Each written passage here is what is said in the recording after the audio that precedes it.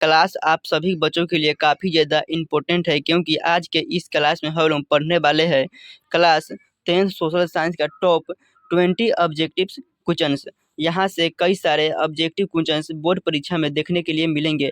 तो आज के क्लास को अपने आप सभी लास्ट तक देखिएगा और इन सारे प्रश्नों को अच्छे से अपने दिमाग में सेट कर लीजिएगा। ओके, तो चलिए क्लास को स्टार्ट करते हैं। आपके सामने पहला नंबर सवाल है और चैट सेक्शन में हमारे साथ आंसर देते चलिएगा। ओके, पहला नंबर सवाल है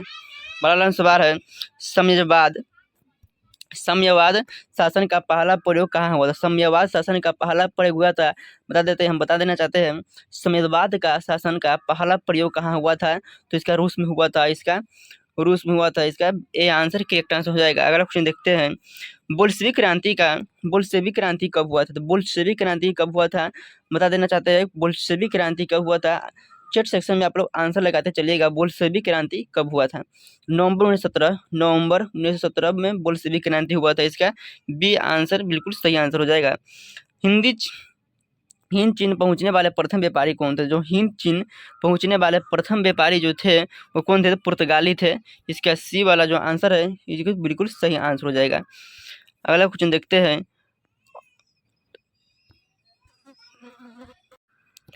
औद्योगिक क्रांति की शुरुआत कहाँ से हुआ था? तो औद्योगिक क्रांति का शुरुआत जो है वो कहाँ से हुआ था?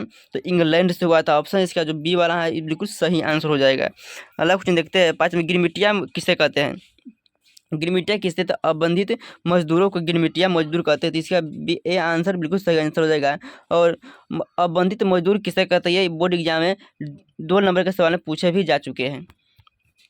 अगला क्वेश्चन है।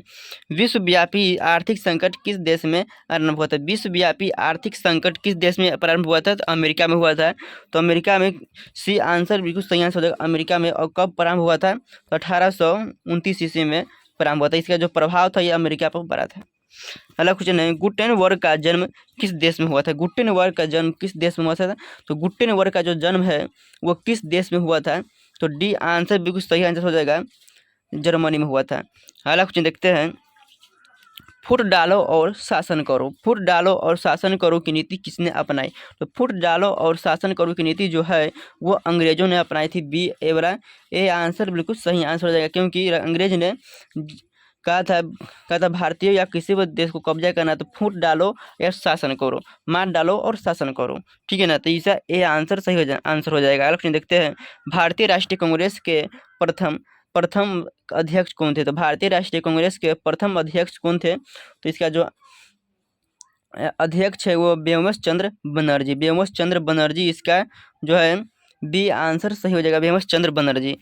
10 में क्वेश्चन देखते हैं। सिपाही विद्रोह कब हुआ था? सिपाही जो विद्रोह है कब हुआ था? सिपाही विद्रोह 10 नंबर का सही आंसर आप लोग कमेंट सेक्शन में पिन कीजिए। सिपाही विद्रोह कब हुआ था? सिपाही विद्रोह 1857 ईस्वी में हुआ था। 1857 ईस्वी में हुआ था। ये आंसर सही आंसर हो जाएगा। अगला क्वेश्चन है। वियना कांग्रेस या वियना सम्मेलन कब हुआ था? वियना कांग्रेस या वियना सम्मेलन कब हुआ था? तो वियना सम्मेलन कब हुआ था? 1815 ईस्वी में। 1815 ईस्वी में। तो 1815 ईस्वी में इसका याद रखिएगा। 1815 ईस्वी में वियना सम्मेलन हुआ था। अगला क्वेश्चन है। किस देश में बहुदलीय व्यवस्था नहीं है? किस देश में बहुदलीय व्यवस्था नहीं है? भारत में बहुदलीय व्यवस्था बहुदलीय मतलब होता है एक से अधिक पार्टी होता है। ठीक है, अधिक पार्टी होना। तो पाकिस्तान में भी बहुदलीय व्यवस्था है, बांग्लादेश में बहुदलीय व्यवस्था है, लेकिन इंग्लैंड में नहीं है। तो इसका डी आंसर जो है ना इसकी बिल्कुल ही सही आंसर हो जाएगा। 13वां क्वेश्चन देखते हैं। लोकसभा में निर्वाचन हेतु कुल सीटों की संख्या कितनी है? तो लोकसभा में निर्वाचन हेतु कुल सीटों की संख्या कितने? 500। निर्वाचन पूछे तो 543 पे लगाना है, और कुल निर्वाचन ना पूछे सिर्फ कुल सीटों के पूछे तो 545 लगाए। तो निर्वाचन पूछा है हमसे, निर्वाचन पूछा है तो 543 पे आंसर लगा देंगे। ठीक है ना? अगला क्वेश्चन। सूचना के अधिकार आंदोलन की शुरुआत कहाँ से हुई? सूचना के अधिकार आंदोलन की शुरुआत राजस्थान से हुआ था। तो इसका ए आंसर है ना बिल्कुल सही आंसर है। अब कब हुआ था? 2005 ईस्वी में। कितना? 2005 ईस्वी में हुआ था। ऑप्शन इसका ए वाला आंसर सही आंसर हो जाएगा। क्वेश्चन देखते हैं। भारत में लोकतंत्र की सफलता में क्या बाधे है? तो भारत में जो लोकतंत्र की सफलता है उसमें कौन सी बाधे है? तो शिक्षा, गरीबी, बेरोजगारी, ये सभी बाधे हैं। तो इसका डी आंसर सही आंसर हो जाएगा। अगला क्वेश्चन देखते हैं। ये सभी है। अगला क्वेश्चन है 16 नंबर क्वेश्चन, गठबंधन की सरकार बनाने के लिए किस प्रकार की दलीय व्यवस्था में जरूरी है? तो गठबंधन की सरकार मतलब एक से अधिक पार्टी मिलकर आपस में सरकार बनाते हैं, उसे गठबंधन की सरकार कहते हैं। ये 2 मार्क्स में पूछा जा चुका है, 2 मार्क्स में। तो पूछेगा गठबंधन की सरकार किसे कहते हैं? तो एक या अधिक पार्टी मिलकर अपने पार्टी का गठन करते हैं, उसे गठबंधन की सरकार कहते हैं। तो एक दलीय में संभव है? नहीं है। द्विदलीय में संभव है? नहीं है। बहुदलीय में संभव होती है, बहुदलीय। ऑप्शन इसका सी आंसर आप लोग याद रखिएगा। बहुदलीय व्यवस्था में गठबंधन की सरकार बनते हैं।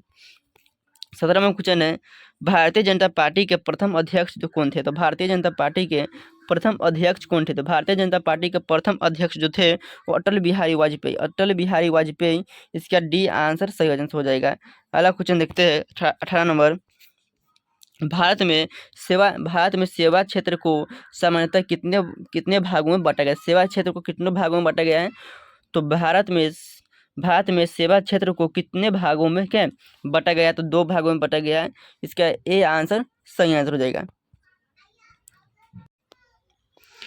ए आंसर सही आंसर हो जाएगा। अगला क्वेश्चन देखते हैं 19 नंबर, बिहार में किसकी प्रधानता है? तो बिहार में किसकी प्रधानता है? कृषि की प्रधानता है। कृषि की प्रधानता है।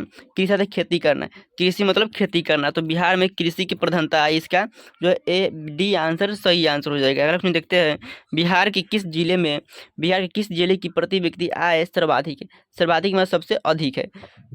तो सर्वाधिक मतलब सबसे अधिक है, अधिक होता है सर्वाधिक मतलब सबसे अधिक। तो अधिक किसका है? तो पटना का है। अधिक किसका है? पटना का। सर्वाधिक प्रति व्यक्ति आय किसका है? तो पटना का है। अब सबसे कम पूछेगा तो कम पूछने पर हो जाएगा क्या? शिवहर का ऊपर टिक लगाना है, ठीक है ना। तो पूछा हमसे सर्वाधिक है तो ये आंसर सही हो जाएगा, लेकिन कम पूछता हमें तो कम हो जाएगा शिवहर। तो इसकी याद रखना है, ये आंसर सही हो जाएगा। ए वाला आंसर जो है ना सही आंसर हो जाएगा। तो आज की क्लास में 20 सब्जेक्टिव क्वेश्चन कराए, तो आप लोग कमेंट सेक्शन में बता दीजिएगा 20 में से आपको कितना सही हुआ। कमेंट सेक्शन में बता दीजिएगा, ठीक है ना। कमेंट सेक्शन में बताते चलिएगा। और जितना भी ऑब्जेक्टिव क्वेश्चन करा रहा है, सभी ऑब्जेक्टिव क्वेश्चन को PDF लेने के लिए हमारे टेलीग्राम ग्रुप में जुड़ जाइएगा। टेलीग्राम का लिंक हमारे डिस्क्रिप्शन में दिए गए हैं। और फ्री ऑफ कॉस्ट टेलीग्राम पर हम जो है ना PDF देते हैं। और फ्री क्लास करने के लिए, फ्री नोट्स लेने के लिए हमारे चैनल को सब्सक्राइब करिएगा। तो जय हिंद, धन्यवाद। मिलते हैं अगले क्लास में।